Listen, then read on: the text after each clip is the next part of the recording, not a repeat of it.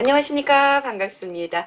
하늘의 형상이 어둡게 변하면 비나 눈이 오기 마련이지요. 이렇게 사람의 얼굴도요, 평소와 달리 어둡고 초췌하게 변하면 불행이 닥치거나 중병에 든다고 합니다.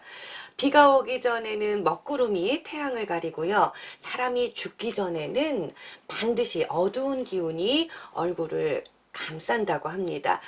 자, 관상학에서는요, 형상이 있는 것은 형상이 없는 것에서 나왔다라고 규정하고 있습니다. 그래서 사람의 육신인 관상과 마음을 둘로 여기지 않았다고 합니다. 함께 여겼다는 거죠. 자, 운명학 감춰진 진실을 말한다. 오늘은요, 바로 관상학을 통해서 성형이 운명에 끼치는 영향에 대해서 알아보려고 합니다. 저도 관심 가는 부분인데요. 자, 오원재 이상엽 선생님이십니다. 안녕하세요. 네, 안녕하세요. 네, 선생님.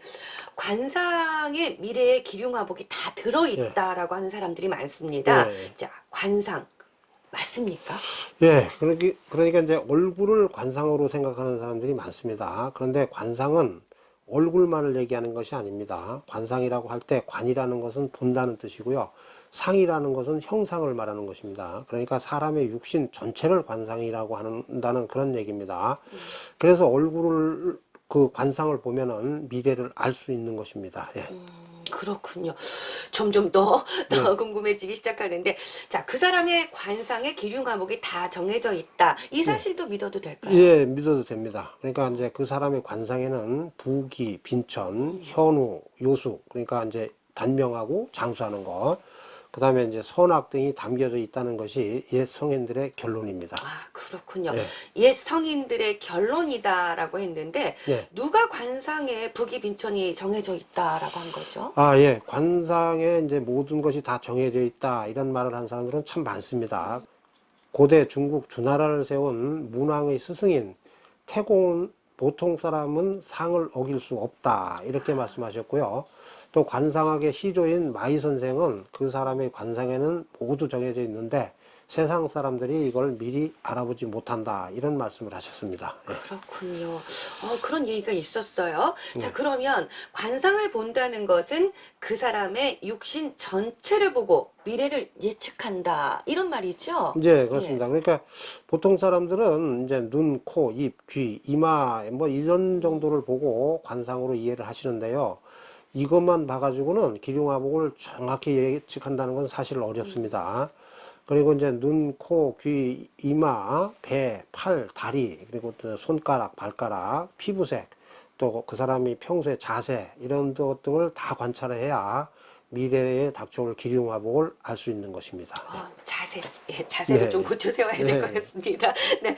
그러면 관상이 바뀌면 운명도 바뀐다. 이 말은 믿어도 되는 겁니까? 예, 관상은 이제 일정한 범위 내에서만 변화를 합니다. 그러니까 각종 사건, 사고 없이 관상 전체가 변하는 경우는 없습니다. 그리고 이제 사람의 기륭화복에 따라서 일정한 부분이 바뀐다고 보면 됩니다. 경사가 이어질 때는 이제 관상이 인자하게 변하고 불행이 이어질 때는 아주 추악하게 변하기 때문에 그렇습니다. 예. 그렇군요. 어떤 경우에 관상이 변하고 어떤 경우에 운명이 바뀔까요? 이제 좋은 일, 경사가 이어질 때는 이제 인자하고 편안한 모습으로 바뀌고, 이제 일이 꼬이고 일이 안 될 때는 이제 그 주름살이, 세로 주름살이 생기는 등 이렇게 이제 보기 좀 안 좋게 이렇게 변한다고 보시면 됩니다. 아, 그러니까 가로주름보다는 세로주름이 더 안 좋다. 이렇게 이해를 해야 되겠네요. 예, 그러니까 이제 흉한 점을 빼면은 대인 관계가 좋아지고 예. 갑자기 불구가 되면은 이제 생활 패턴이 바뀝니다. 이렇게 이제 관상이 먼저 바뀌고 운명이 바뀌는 경우도 있지만 어떤 경우에도 이제 그 사람이 타고난 그릇까지 바뀌는 것은 아닙니다. 그러니까 소인이 대인 팔자로 이렇게 바뀌지는 않는다 이런 뜻입니다. 예. 그렇군요.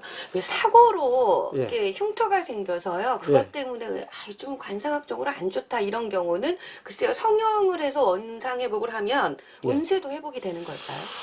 예, 관상학에서는 이제 흉터가 생기기 전같이 원상 회복이 되면은 운명도 원상 회복이 된다고 봅니다.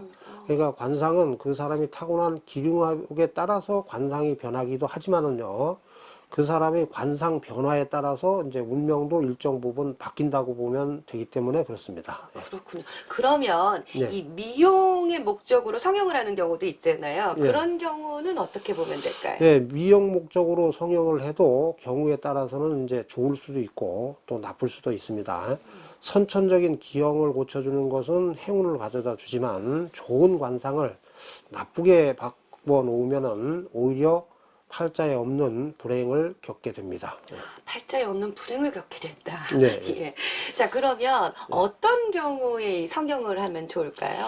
이제 뭐 얼굴 한 가운데 보기 흉한 점이 있으면 빼는 게 좋습니다. 그리고 얼굴 점이 이제 콤플렉스가 되어서 남들 앞에서 서는 것을 꺼릴 정도라면은 제거하는 것이 좋다 이런 뜻입니다. 이것은 이제 점 하나를 단순하게 빼는 게 아니라 자신을 얻는 그런 계기가 되기 때문에 그렇습니다. 네.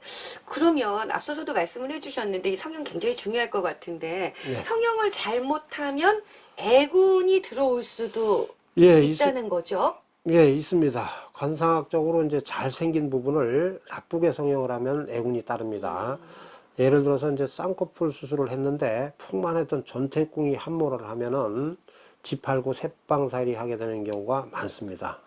집 팔고 새빵살이 한다. 예. 함부로 하면 안 될 것 같습니다. 예. 자, 그러면 성형을 함부로는 못 하겠는데 예. 성형을 하고 싶으면 그럼 어떻게 해야 되는 거죠? 예, 이제 병이나 각종 사건, 사고 등으로 돌출 또는 함몰된 부분이 있거나 또 흉터가 생겨서 보기 흉한 부분이 있다면은 성형수술로 정상을 회복해 주는 것이 좋습니다. 그러나 이제 특별히 흉한 부분이 없는데 성형을 하는 것은 좀 신중하게 해야 될 필요가 있습니다. 경사가 있을 수도 있지만 이제 애군이 생기는 계기가 될 수 있기 때문에 그렇습니다. 그렇군요. 아, 오늘 아주 중요한 얘기 많이 들었습니다. 글쎄요, 골격은 그 사람의 운명을 담는 그릇이다 이렇게 표현을 하고요. 네. 또 기색과 음성은 운명이라는 그릇을 채우는 내용물이다 이런 얘기를 들은 것 같습니다. 자, 얼굴이 바뀌면 운명도 바뀔 수 있다고 합니다. 그러니까 여러분 특정 부위를 좀 이렇게 성형하고 싶다, 인기 연예인을 따라가고 싶다 해서 수술을 했다가 집 팔고 새빵살이 할 수도 있다는 선생님의 말씀 좀 기억을 해야 될 것 같습니다. 미용을 목적으로라도 성형에 앞서서 관상학을 연구하시는 전문가와 좀 상의를 하는 것이 중요하겠다. 이렇게 마무리를 해야 될 것 같습니다. 자, 운명학 감추어진 진실을 말한다. 오늘은요, 관상학을 통해서 성형이 운명에 끼치는 영향에 대해서 알아봤습니다. 선생님, 고맙습니다. 감사합니다.